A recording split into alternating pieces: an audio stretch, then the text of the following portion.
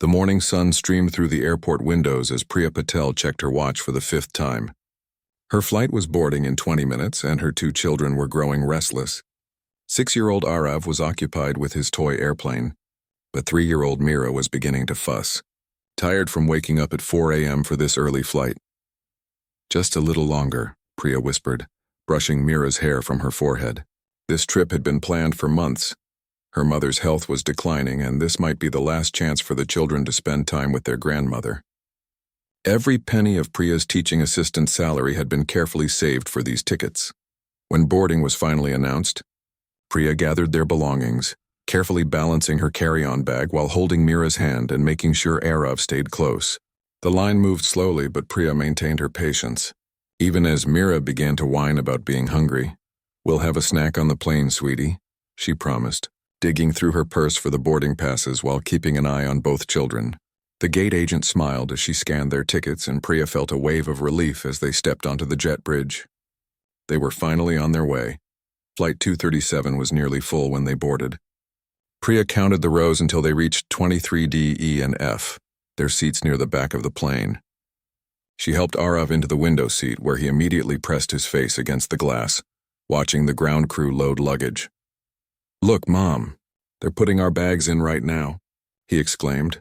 "Indoor voice, please," Priya reminded him gently, settling Mira into the middle seat and buckling her in.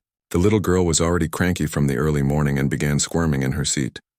"I don't like it," Mira whined, trying to undo her seatbelt. "It's too tight. It needs to be snug to keep you safe," Priya explained, adjusting the belt slightly. "Look, I brought your coloring book."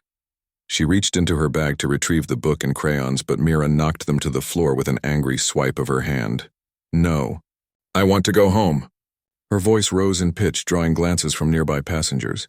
Priya took a deep breath, maintaining her composure. Every parent knew these moments. She bent down to retrieve the fallen items, speaking softly to Mira about being a big girl for the flight. As she straightened up, she noticed an older woman across the aisle giving her a sympathetic smile. "My grandkids are the same age," the woman said. "It gets easier." Priya returned the smile gratefully and turned back to Mira, who was now crying softly. "How about a story?" she suggested, pulling out a picture book. This seemed to work, and Mira quieted down as Priya began reading. The plane was nearly ready for departure. Flight attendants moved through the cabin, checking seat belts and overhead compartments. Everything seemed routine until a sudden commotion from the front of the aircraft caught everyone's attention. The cockpit door had opened, and a tall man in a pilot's uniform stepped out. Captain Gregory Reynolds had been flying for Northeast Airlines for over 20 years. He was known among the crew for his strict adherence to protocol and his impatience with delays. Today his face was tight with annoyance as he walked purposefully down the aisle. Priya barely noticed him until he stopped directly beside their row. She looked up, surprised to find the captain standing over them, his expression stern. "Ma'am, is there a problem here?" His voice was loud enough to carry across several rows. "No, sir," Priya replied, confused by his presence. "My daughter is just a little tired. She's settling down now." Indeed, Mira had quieted considerably, now staring wide-eyed at the imposing figure. Reynolds didn't move. "I can hear your child from the cockpit. We're already behind schedule, and I won't have disruptive passengers delaying us further." Priya felt her face grow warm. "I'm sorry if she was loud, but she's calm now. We won't cause any delay." The captain's eyes narrowed as he looked at her, then at the children. "Where are you from exactly?" The question caught Priya off guard. "Excuse me?" "Your accent. Where are you from originally?" The cabin had grown quiet. Nearby passengers were watching the exchange, some with discomfort, others with curiosity. "I was born in Chicago," Priya answered firmly. "My children were born in Philadelphia." Reynolds made a dismissive sound. "Well, regardless of where you're from, on my aircraft, passengers need to control their children. This isn't a playground." A flight attendant approached cautiously. "Captain, is everything okay? We're ready for pushback." Reynolds ignored her, his gaze still fixed on Priya. "I've seen your type before. You think the rules don't apply to you?" "My type?" Priya's voice was steady despite the knot forming in her stomach. "People who don't respect authority. People who think their children can behave however they want in public." A passenger across the aisle spoke up. "Sir, her children aren't being disruptive." The little one was just a bit fussy, but she's quiet now. Reynolds turned to the passenger, a middle-aged man in a business suit. I'm the captain of this aircraft, and I determine what's disruptive. The safety and comfort of all passengers is my responsibility. He turned back to Priya. Ma'am, I'm going to have to ask you and your children to deplane. The words hit Priya like a physical blow. What? Why? My daughter is completely quiet now. This isn't just about noise. It's about compliance with crew instructions. I don't believe you're going to be cooperative passengers, and as captain I have final authority over who flies on my aircraft. Priya fought to keep her voice steady. We haven't disobeyed any instructions. My children are seated and belted. This is completely unreasonable. Reynolds leaned closer, lowering his voice. People like you always play the victim, don't you? Always looking for special treatment. The racial undertone in his words was unmistakable. Several passengers shifted uncomfortably in their seats. The flight attendant who had approached earlier now looked alarmed. Captain Reynolds, she began, perhaps we should call ground security, he finished for her. Tell them we have uncooperative passengers who need to be removed. Whispers rippled through the cabin. Arav, who had been watching the exchange with growing fear, clutched Priya's arm. Mom, what's happening? Did we do something wrong? No, honey, Priya assured him, though her voice trembled slightly. There's just a misunderstanding. A young woman in the row behind them had taken out her phone and was discreetly recording the interaction. Others were watching with expressions ranging from shock to disgust. 2 more flight attendants arrived, looking uncomfortable with the situation, but bound by the chain of command. Ma'am, one said gently, I'm very sorry, but we need you to gather your belongings and come with us. Priya looked around at the faces watching them. Some avoided her gaze, others looked apologetic. A few seemed to agree with the captain. She considered refusing, demanding to speak to someone else in authority.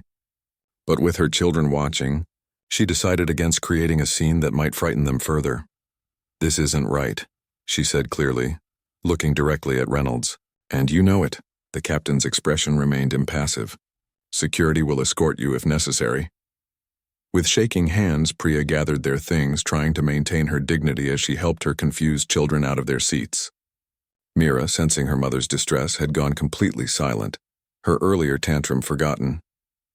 As they moved toward the front of the plane, a chorus of murmurs followed them. Several passengers called out words of support. One woman stood up as they passed. This is discrimination, she said loudly. I'm a witness, Reynolds pointed at her. Sit down, or you can leave too. The woman reluctantly sat, but not before making a show of taking out her phone and typing something. Others were doing the same. At the aircraft door, Priya turned to face the cabin one last time, her children clinging to her hands. The injustice of the moment burned in her chest, but she held her head high. This wasn't just about her pride, it was about what her children would remember from this day. Thank you to those who spoke up, she said, her voice clear despite her emotions. It matters more than you know. As they stepped back into the terminal, accompanied by apologetic but firm airline staff, Priya felt the weight of uncertainty pressing down. They were stranded now, their luggage likely still on the plane, their carefully saved money possibly wasted. How would they get to her mother? What would she tell the children? But even amid these worries, something else was happening, something neither Priya nor Captain Reynolds could have anticipated. Back on the plane, dozens of phones were active, recording, posting, sharing. The incident was already spreading beyond the confines of Flight 237, beginning a chain reaction that would soon rock the entire airline industry.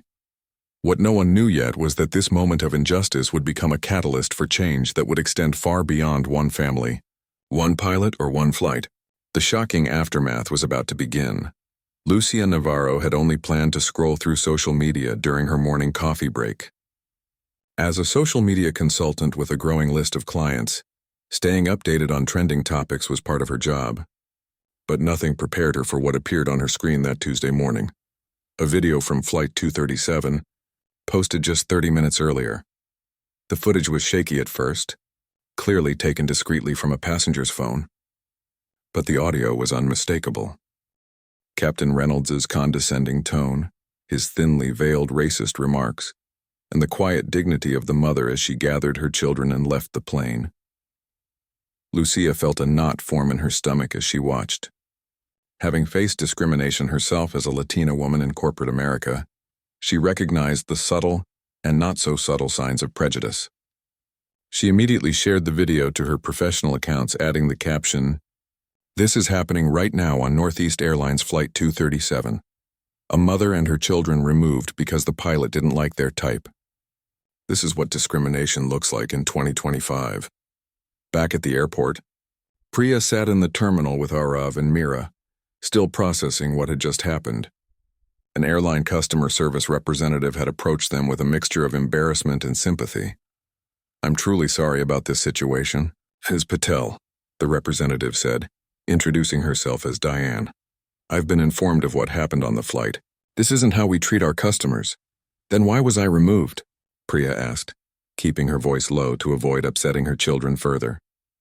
Mira was now sitting quietly on her lap, while Arav stared out the window at the plane they'd just been forced to leave. "I can't speak to the captain's decision," Diane replied carefully, "but I want to help you get to your destination. We have another flight to Cleveland leaving in 3 hours. I can book all 3 of you on it in first class at no additional charge." Priya nodded, too emotionally exhausted to argue for more. "What about our luggage? We'll retrieve it from Flight 237 before it departs. I promise you'll have everything." Diane hesitated, then added, "Several passengers have already contacted customer service about what they witnessed. Just so you know." As Diane walked away to make the arrangements, Priya's phone buzzed with a notification, then another, and another. She opened her social media app to find dozens of messages from strangers. The video of their removal from the plane was spreading rapidly online, with new shares every second. "Mom, are we famous now?" Arav asked, peering at her screen. Priya quickly closed the app. "No, honey. Some people just saw what happened on the plane and are talking about it." Meanwhile, Flight 237 remained at the gate, now 20 minutes past its scheduled departure time. Inside the cabin, a quiet rebellion was brewing. Chen Wei, a law professor returning from a conference, had been seated 3 rows behind Priya and her children. After witnessing their removal, he stood up and approached a flight attendant. "I need to speak with the captain," he said firmly. "Sir, please return to your seat." "We're preparing for departure," the flight attendant replied. "I will not be flying with a captain who discriminates against passengers based on their ethnicity," Chen stated, loud enough for nearby passengers to hear. "Either he comes out to address what just happened, or I'm deplaning as well." The flight attendant's professional smile faltered. "Sir, please lower your voice. The captain made his decision based on what?" interrupted Tanya Okafor, a business executive in the row across from Chen. "That woman's child was barely making a peep when he came out. My kids have been way louder on flights, and no one has ever threatened to remove us." She stood up as well. "I'm leaving too. This is unacceptable." Within minutes, 7 passengers had gathered their belongings and were standing in the aisle, refusing to sit down. Flight attendants huddled near the galley, whispering urgently into their phones. The atmosphere in the cabin grew tense as the delay stretched longer. Back in the terminal, the video had reached Jordan Taylor, a travel influencer with over 2 million followers. Jordan immediately reposted it with a new hashtag, "Justice for Priya." Within an hour, the hashtag was trending nationally, with thousands adding their own stories of discrimination on airlines. Northeast Airlines' social media team was quickly overwhelmed. Their initial response, a brief statement about investigating the situation, only fueled public outrage. Comments flooded their posts. "Investigating what? We all saw the video. That captain should be fired immediately. Northeast Airlines supports racism. Boycott them!" By the time Flight 237 finally departed, 90 minutes late and with 11 fewer passengers who had chosen to deplane in solidarity, the airline's PR crisis had spiraled beyond control. In the executive offices of Northeast Airlines, phones rang nonstop. Jessica Wong, the vice president of communications, rushed into CEO Richard Blackwell's office without knocking. "Richard, we need to talk about Flight 237. It's everywhere: Twitter, Instagram, TikTok. Major news outlets are picking it up now." Blackwell looked up from his computer where he had just watched the video himself. "How bad is it?" "Bad. Our stock is already down 3%. We're getting calls from civil rights organizations and there's talk of a boycott." Blackwell rubbed his temples. "What do we know about the captain?" "Reynolds, right?" Jessica nodded grimly. Gregory Reynolds, 23 years with the airline. This isn't his first incident, but nothing has ever gone viral before. She handed him a folder. There have been 6 complaints about his behavior in the last 2 years, all handled internally. 3 mentioned possible racial bias. Christ, Blackwell muttered. And the family? Do we know anything about them? Priya Patel, single mother, 2 kids, elementary school teaching assistant from Philadelphia. Flying to Cleveland to visit her sick mother. Jessica's voice softened. Our team has confirmed she has no history of complaints or disruptive behavior on any airline. She's actually a frequent flyer with us, silver status. Blackwell stood up and paced to the window. This could destroy us if we don't handle it right. The video's damning, Jessica. It gets worse, she said. One of our first-class passengers on that flight is a civil rights attorney. He's already announced on social media that he's offering to represent Ms. Patel pro bono. 3 hours later, Priya and her children boarded the second flight to Cleveland. The airline had indeed upgraded them to first class, and the crew on this flight treated them with exceptional care. The captain even came out before takeoff to personally welcome them aboard. But Priya barely registered the special treatment. Her phone continued to buzz with notifications and calls from friends who had seen the video, from journalists seeking comment, and from lawyers offering representation. She had turned it to silent mode and focused instead on keeping her children calm. Arav had asked several times if the mean man would be on this plane too. What Priya didn't know was that their story had now reached millions of people. The video had been viewed over 7 million times and had been featured on 3 major news networks. Comments and reactions poured in from around the world. This brought me to tears. That poor mother and her babies. I'm a pilot, and this is not how we're trained to handle situations. This was pure discrimination. Northeast Airlines just lost my business forever. As their new flight took off, Lucia Navarro, whose initial share had helped the video go viral, was being interviewed by a national news program. What struck me most about the video, Lucia explained to the host, was how calm the mother remained throughout the ordeal. She was protecting her children, maintaining her dignity even as she was being humiliated. That's something every parent watching can relate to.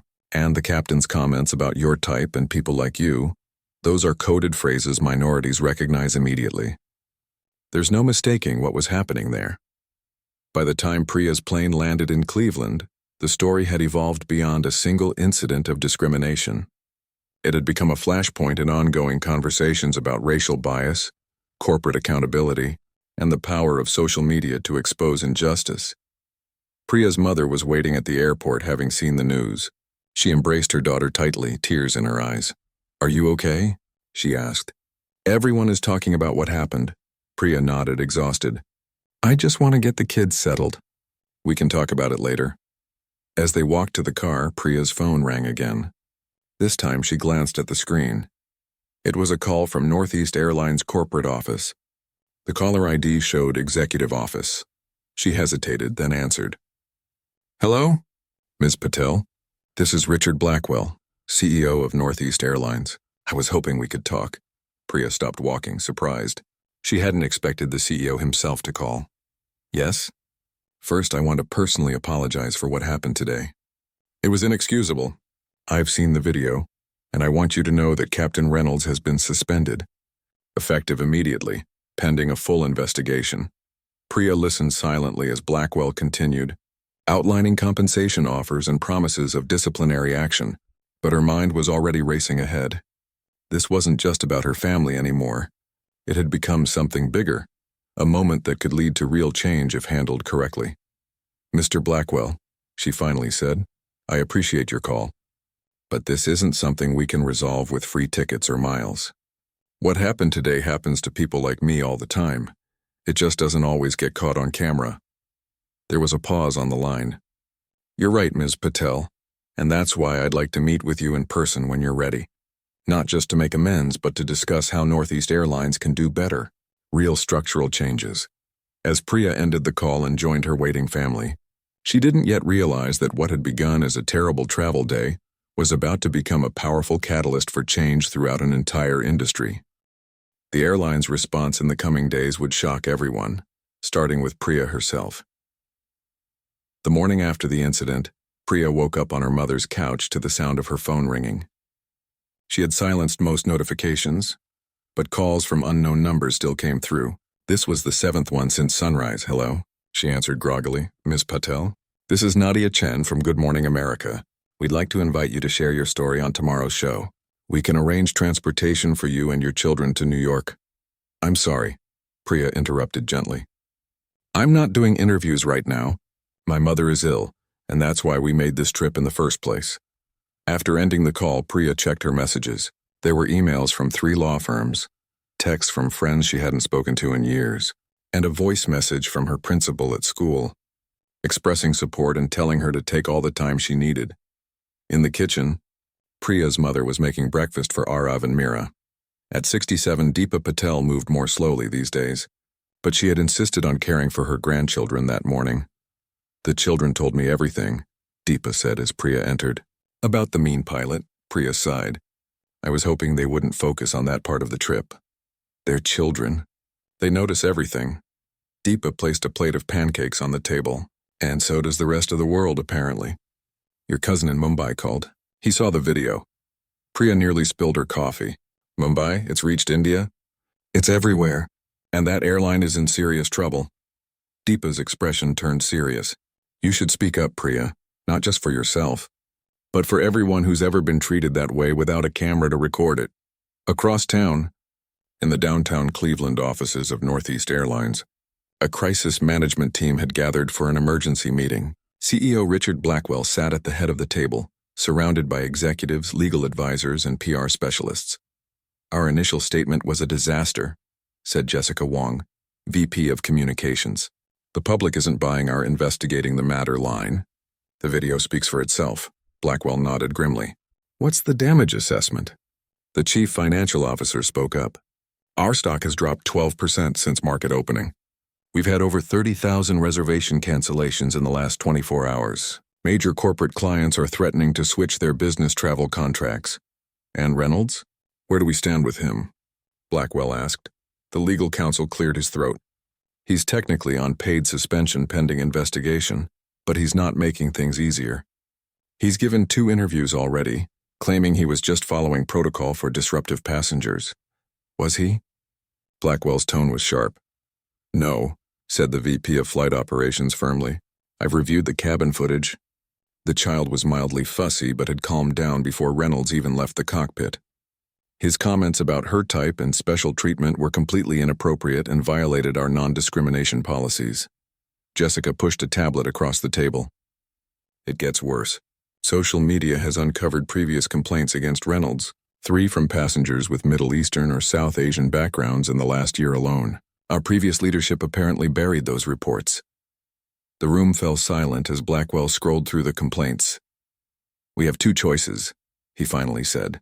We can follow the usual corporate playbook, issue a generic apology, offer the family compensation with a confidentiality agreement, and wait for the news cycle to move on, or, he paused, looking around the table, we can do something different, something real.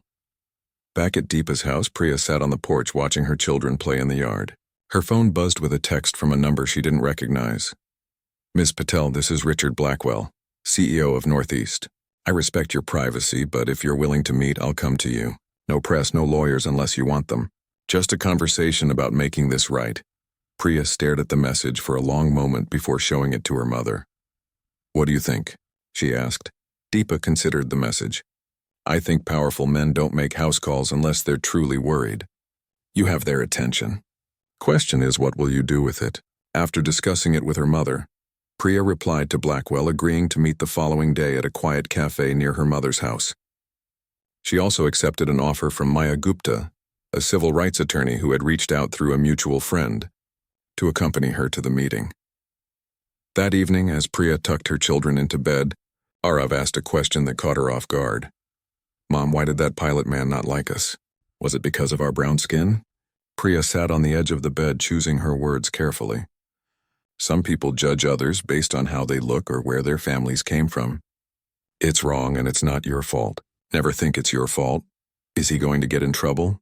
Arav persisted. I think so, yes. And maybe this will help other people understand why what he did was wrong.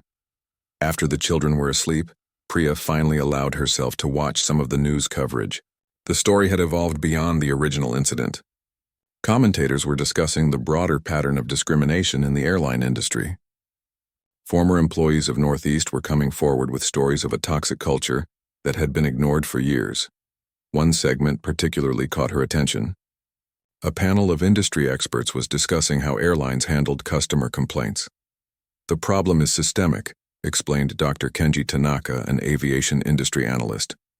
"Most discrimination complaints are settled quietly with confidentiality agreements. The airlines pay to keep these incidents out of the public eye, but they rarely address the underlying issues." The next morning, Priya met attorney Maya Gupta for breakfast before their meeting with Blackwell. "They're going to offer you money," Maya warned as they reviewed their strategy. "Probably a significant amount. But they'll want you to sign an NDA, a non-disclosure agreement that prevents you from discussing what happened." Priya nodded. "That's what I figured. You don't have to accept it," Maya continued. "You're in a position of strength here. The video evidence is clear. Public opinion is overwhelmingly on your side, and they know they have a serious problem." "I don't want money," Priya said quietly. "I want change," Maya smiled. "Then let's ask for it." At precisely 11 a.m., Richard Blackwell arrived at the cafe. He came alone, as promised, dressed in a simple suit with no tie. He looked tired, the strain of the past 48 hours evident on his face. After introductions, they settled into a quiet corner booth, away from curious onlookers. "First, Ms. Patel, I want to personally apologize for what you and your children experienced," Blackwell began. "It was inexcusable, and it does not reflect the values I want for Northeast Airlines." "But it does reflect the current reality," Priya replied calmly. "This wasn't an isolated incident, was it?" Blackwell hesitated, then shook his head. "No. We've uncovered a pattern of complaints against Captain Reynolds that weren't properly addressed by previous management. But the problem goes deeper than one pilot." What followed was a surprisingly frank conversation. Instead of immediately offering a settlement, Blackwell shared the internal challenges the airline faced: outdated training programs, a complaint system that buried problems instead of addressing them, and a corporate culture that prioritized avoiding lawsuits over making meaningful improvements. "I took over as CEO 6 months ago," he explained. "I inherited these problems, but that's no excuse. I should have moved faster to fix them." "What are you proposing now?" Maya asked. Blackwell slid a folder across the table. "This is our standard settlement offer. It's generous, and we're prepared to increase it substantially in your case." Priya didn't open the folder. "And in return, I signed an agreement never to speak about what happened?" "That's typically how these situations are resolved, yes." Priya leaned forward. "Mr. Blackwell, I'm a teaching assistant. I make $36,000 a year. I'm sure whatever amount is in that folder would change my family's life." She pushed the folder back toward him. "But this isn't about money for me." Blackwell looked surprised. "What is it about, then?" "Change," Priya said simply. "Real change. Not just for me, but for everyone who boards one of your planes." The conversation shifted. Instead of negotiating a settlement, they began discussing specific reforms: mandatory anti-bias training for all staff, a transparent complaint system with independent oversight, recruitment practices to increase diversity among pilots and executives. Maya watched with growing respect as Priya articulated her vision with clarity and conviction. This wasn't just about one incident anymore. It was about transforming an entire corporate culture. As their meeting stretched into its second hour, Priya mentioned her background in education. "I've developed cultural competency programs for our school district," she explained, "teaching children to understand and respect differences from an early age. Adults can learn these skills too, but the training has to be meaningful, not just a checkbox exercise." Blackwell listened intently, occasionally making notes. "Would you be willing to consult on the development of our new training program?" he asked finally. The question caught Priya off guard. "You want me to work with Northeast Airlines?" "After what happened?" "Precisely because of what happened," Blackwell replied. "You've turned a terrible experience into a thoughtful critique of our systems. We need that perspective." By the end of the meeting, the outlines of an unusual agreement had emerged. Instead of a traditional settlement with a confidentiality clause, Northeast Airlines would make a public commitment to specific measurable reforms. Priya would serve as a consultant on their anti-bias training program, with the freedom to speak publicly about both the incident and the company's response. As they prepared to leave, Blackwell had one more question. There's going to be a press conference tomorrow. We're announcing Captain Reynolds' termination and outlining our reform plans. Would you be willing to appear with me? Priya exchanged glances with Maya, who gave a slight nod. Yes, Priya said, but on one condition. I want this to be about moving forward, not just punishment. Captain Reynolds needs to be held accountable, but the goal is changing the system that protected him for so long. As they left the cafe, Priya felt a strange mixture of exhaustion and hope. What had begun as a traumatic experience for her family was evolving into something unexpected, a genuine opportunity for change. The coming days would test the sincerity of Blackwell's promises, but for the first time since boarding that flight, Priya felt a sense of purpose in the midst of the chaos. The Northeast Airlines press conference was set to begin in 30 minutes, and the hotel ballroom was already packed with reporters. In a small preparation room, Priya adjusted her blazer, borrowed from her mother's closet and slightly too big for her slim frame. She had barely slept the night before, alternating between confidence in her decision and waves of anxiety about stepping into the national spotlight. You don't have to do this, Maya reminded her, straightening her own suit jacket. We can still back out if you're uncomfortable. Priya shook her head. No, this is important. I'm just nervous about the cameras. The door opened and Richard Blackwell entered, accompanied by Jessica Wong, the airline's VP of Communications. The room is full, Jessica reported. All major networks plus dozens of online outlets. We've prepared a statement, but we'd like you to speak from the heart, Ms. Patel. Just keep it brief, Maya advised. 2 to 3 minutes, focusing on moving forward rather than rehashing the incident. Priya nodded, taking a deep breath. In the past 3 days, her life had changed dramatically. What began as a family visit to her ailing mother had become a national conversation about discrimination and corporate accountability. Part of her still couldn't believe she was here. What about Captain Reynolds? Priya asked. Will he be there? Blackwell shook his head. No, he was invited but declined. He's not making this easier on himself or the company. What do you mean? Maya asked. Jessica grimaced. He gave an interview to a conservative podcast this morning. He's claiming he's being canceled and that the airline is caving to woke pressure rather than standing by its employees. Has he apologized at all? Priya asked quietly. No, Blackwell admitted. Just the opposite. He's doubling down, saying he was following protocol for disruptive passengers and that your ethnicity had nothing to do with his decision. Priya absorbed this information silently.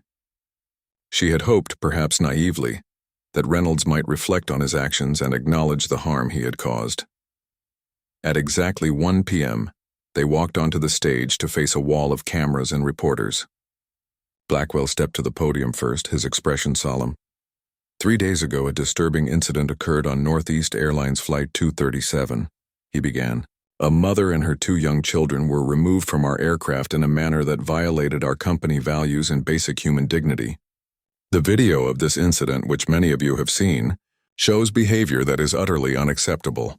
He continued with a formal statement, announcing that Captain Gregory Reynolds had been terminated effective immediately, not just for the incident itself, but for a pattern of similar behavior that had been uncovered during their investigation. But firing one employee does not address the systemic issues that allowed this situation to occur, Blackwell continued.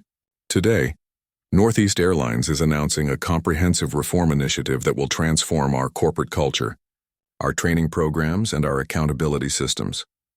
He outlined a series of commitments: mandatory anti-bias training for all 23,000 employees, an independent review board for passenger complaints, revised protocols for handling situations involving children, and a new executive position focused exclusively on diversity and inclusion.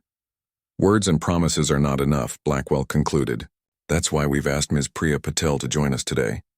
Rather than simply offering her financial compensation, we've invited her to help shape these reforms as a special consultant to our training program. He stepped back, inviting Priya to the podium. The room fell silent as she approached the microphones. For a moment she froze, overwhelmed by the sea of faces staring back at her.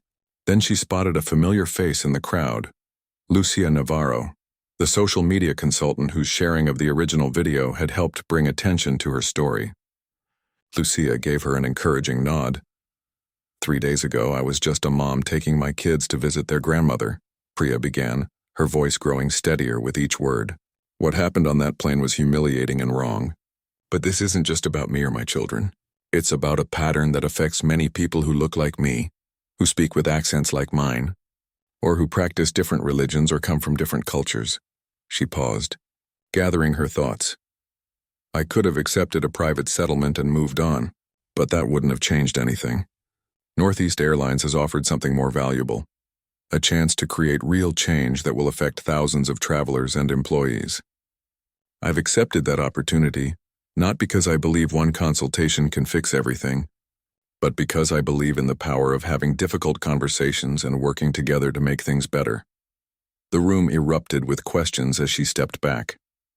Reporters called out over each other, demanding details about the settlement, about Reynolds's comments, about the specific changes planned for the airline. As the press conference continued, across town at a small studio, Captain Gregory Reynolds was recording another interview, this time for a cable news program known for its confrontational style. They threw me under the bus, Reynolds said to the host, his face flushed with anger. 23 years of service, an impeccable safety record, and they fire me because some kid was screaming on my aircraft and the mother played the race card when I enforced the rules. But the video shows the child wasn't screaming when you confronted the family, the host pointed out, and your comments about her type and special treatment seem to many viewers to have racial undertones. Reynolds shifted uncomfortably. My words were taken out of context. I meant her type of passenger, the entitled ones who think rules don't apply to them. This has nothing to do with race. Several former colleagues have come forward saying you've made similar comments about passengers of color in the past, the host pressed. That's a lie, Reynolds snapped. This is a witch hunt. The airline is so scared of bad publicity that they've sacrificed a loyal employee. What happened to innocent until proven guilty? As the interview continued, Reynolds grew increasingly defensive, interrupting the host and dismissing evidence of his past behavior. When asked if he would apologize to the Patel family, he scoffed. Apologize for doing my job? Never. If anything, they should apologize to me for destroying my career. By evening, clips of both the press conference and Reynolds' interview were circulating widely. The contrast between Priya's dignified composure and Reynolds' angry defensiveness couldn't have been more stark. Public opinion, already strongly in Priya's favor, solidified further. The pilots' union, which had initially issued a statement supporting Reynolds' right to due process, now distanced itself from him. Captain Reynolds' comments do not reflect the values of our union or the thousands of professional pilots we represent. Their new statement read, "We support Northeast Airlines' decision and their commitment to creating a more inclusive environment for both passengers and crew." 2 days later, Priya returned to Philadelphia with her children. Their visit with her mother had been cut short by the whirlwind of events, but Deepa had insisted they go home and begin putting the incident behind them. "You've done something important," Deepa told her daughter as they said goodbye. "Now let those airline people handle the rest. Your children need their normal life back." As their taxi pulled up to their small row house, Priya was surprised to see neighbors waiting on her porch. They greeted her with hugs, home-cooked meals, and offers to watch the children whenever she needed time to deal with the ongoing aftermath. Inside, her answering machine was full of messages from friends, colleagues, and her principal. "We saw you on the news," her principal's voice said. "The whole school is proud of you, Priya. Take all the time you need, but when you're ready to come back, we'd love to hear more about the work you'll be doing with the airline. Maybe it could become part of our own diversity curriculum." That evening, as Priya tucked her children into bed, Arav asked a question that caught her off guard. "Mom, are you famous now?" Priya smiled. "No, honey. I just spoke up about something that was wrong, and people listened. The pilot man was still being mean on TV," Arav observed. "He didn't say sorry." "No, he didn't," Priya agreed.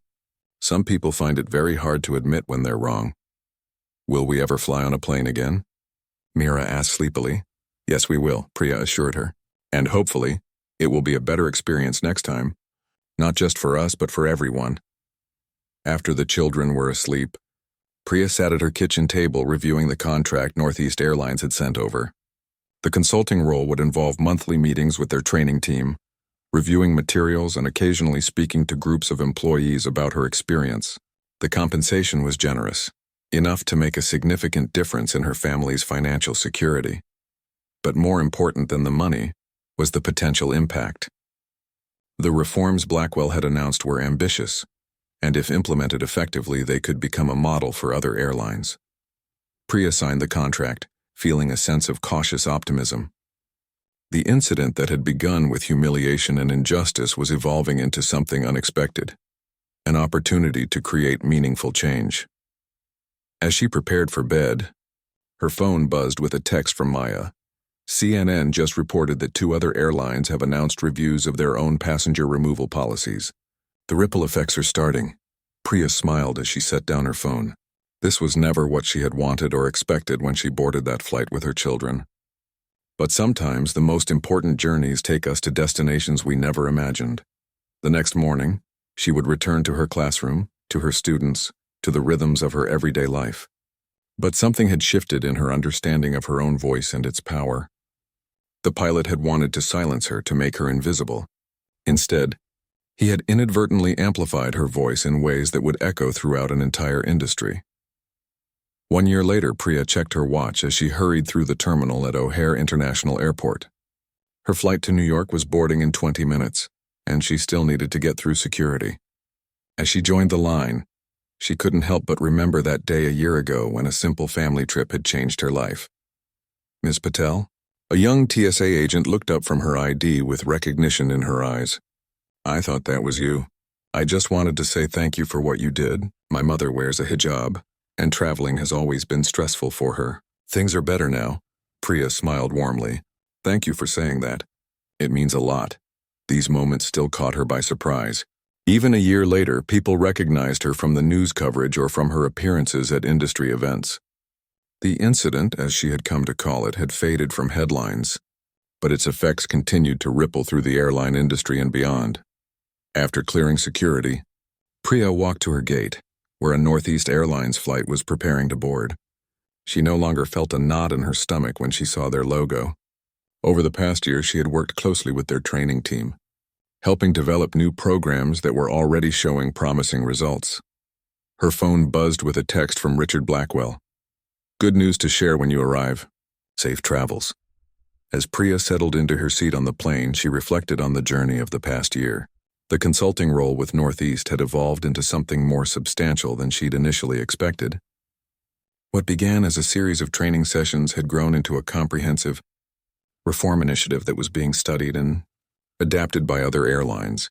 The flight attendant making announcements was wearing a small pin on her uniform, a multicolored wing symbol that Priya recognized immediately. It was part of Northeast's new Respect in the Skies program, a visible commitment by crew members who had completed enhanced cultural sensitivity training. The program had been Priya's idea, inspired by similar initiatives in healthcare settings. "Mom, look," whispered Arav, now 7 and seated beside her. He pointed to his own pin, a child-sized version of the wings that the airline now gave to young passengers as part of their renewed focus on making families feel welcome. Mira, now 4, was sitting on Priya's other side, absorbed in a coloring book featuring diverse characters that was part of Northeast's new children's materials. As the plane took off, Priya thought about Gregory Reynolds. The former captain had not gone quietly after his termination. He had made the rounds of talk shows portraying himself as a victim of cancel culture. He had even filed a wrongful termination lawsuit against Northeast Airlines, but his case had fallen apart when more former colleagues came forward with stories of his behavior, including recorded cockpit conversations that contained clearly racist remarks. The lawsuit was dismissed and Reynolds eventually retreated from public view, his commercial aviation career effectively over. The flight to New York was smooth, and upon landing, Priya and her children were met by a car service arranged by the organizers of the event she was attending, the first annual Airline Industry Inclusion Summit. "Is Mr. Richard coming to this too?" Arav asked as they drove toward Manhattan. "Yes, he'll be there," Priya answered. Over the months of working together, Blackwell had become Mr. Richard to her children. He had proven to be genuine in his commitment to change, sometimes pushing reforms further than his board of directors initially wanted. The summit was being held at a hotel ballroom in Midtown. As they entered, Priya was greeted by familiar faces, industry executives, civil rights advocates, and government officials who had become part of her expanded network over the past year. Lucia Navarro, the social media consultant whose sharing of the video had helped bring attention to Priya's story, rushed over to greet them. "The woman of the hour," Lucia exclaimed, hugging Priya. "And these must be the famous children. I've heard so much about you two." Arav beamed while Mira hid shyly behind her mother's legs. "The children's program is all set up in the next room," Lucia explained. "They've got activities planned while we're in the main session." After getting the children settled, Priya made her way to the green room where speakers were gathering before the event. Richard Blackwell was deep in conversation with Kenji Tanaka, the aviation industry analyst who had been one of the first to identify the systemic nature of the problems Priya had experienced. "Priya," Blackwell greeted her warmly. "Perfect timing. I was just about to share our latest numbers with Dr. Tanaka." "They're impressive," Tanaka acknowledged. "Customer satisfaction up 18% among minority passengers, employee retention improved, and complaint rates down across all demographics. Other airlines are taking notice." "That's why I texted you," Blackwell told Priya. "The Department of Transportation is using our program as a model for new industry-wide standards. They're announcing it today." Priya felt a wave of satisfaction. This was the kind of structural change she had hoped for. Not just one company improving, but raising the bar for an entire industry. The summit opened with a video montage of news clips chronicling the past year's developments, beginning with the original incident and continuing through the various reforms and initiatives that had followed. Seeing herself on the giant screen still felt surreal to Priya. When it was her turn to speak, Priya approached the podium with more confidence than she had felt at that first press conference a year ago. "When I boarded that flight with my children, I never imagined it would lead here," she began. "The humiliation and anger I felt that day are still real when I think back on them. But what gives meaning to that difficult experience is what we've built from it." She outlined the changes that had been implemented, the comprehensive training programs, the independent oversight of passenger complaints, the recruitment initiatives that had increased diversity among pilots and executives, and the visible commitments like the Respect in the Skies pins. "These aren't just cosmetic changes," she emphasized. "They represent a fundamental shift in how airlines view their responsibilities to passengers and employees alike. And the data shows these changes aren't just morally right. They're good for business." After the panel discussions, Priya found herself speaking with a young woman who had recently been hired as a pilot by Northeast Airlines. "I almost didn't apply," the woman admitted. "I'd heard stories about how difficult the industry could be for women of color. But then I read about the changes happening at Northeast and I thought maybe things really were different now." "Are they?" Priya asked. The woman nodded. "Not perfect, but better. My training class is the most diverse they've ever had, and the culture feels intentional. Like people are actually thinking about these issues instead of just ignoring them." Later at the reception, Maya Gupta found Priya by the refreshment table. "Quite a difference from that cafe in Cleveland where we first met Blackwell," Maya observed. Priya smiled. "Sometimes I can't believe how much has happened in just a year." "I can," Maya replied, "because you didn't just accept compensation and walk away. You stayed engaged and kept pushing for real change." As the evening wound down, Priya gathered her tired children and prepared to leave for their hotel. Richard Blackwell caught up with them at the door. "Before you go," he said, "I wanted to share something else with you. The board approved the scholarship program we discussed." Priya's eyes widened. "Really, the full proposal?" Blackwell nodded. 10 full scholarships annually for minority students interested in aviation careers, from piloting to engineering to management. And they've agreed to name it after your mother." Tears sprang unexpectedly to Priya's eyes. Her mother, Deepa, had passed away 3 months earlier, her illness progressing more rapidly than doctors had predicted. In her final weeks, she had made Priya promise to continue the work she had started. "The Deepa Patel Future of Flight Scholarships," Blackwell continued. "The first recipients will be announced next month." On the cab ride to their hotel, Arav noticed his mother's quiet tears. "Are you sad, Mom?" he asked. No, honey, Priya replied, putting an arm around him. Sometimes people cry when they're happy too. I was just thinking about Grandma, and how proud she would be of what's happening. Because of the mean pilot, Arav asked, still remembering the incident that had started everything. No, Priya corrected gently. Because of what we all did after that. Sometimes bad things happen, but it's what we do next that matters most. Back in their hotel room as the children prepared for bed, Priya stepped onto the balcony and looked out at the city lights. A year ago, she had been just a teaching assistant trying to visit her ailing mother with her children. Now she was helping reshape policies that affected millions of travelers. The incident that had begun with humiliation had transformed into something powerful and positive, not just for her family, but for countless others who would never know her name or story. People who would simply board their flights and be treated with the dignity and respect that everyone deserves. As she turned to go back inside, Priya remembered something her mother had told her the day after the incident. When someone tries to make you invisible, that's exactly when you must make yourself seen. She had done that. Not by seeking fame or retribution, but by insisting on meaningful change. And that, she realized, was the most important journey she had taken. From victim to advocate, from passenger to catalyst. Tomorrow they would fly home to Philadelphia, back to her classroom and the rhythms of everyday life. But she would board the plane knowing that it was a different world than it had been a year ago. Not perfect, not fully transformed, but changed in ways that mattered, and that was worth every difficult moment of the journey.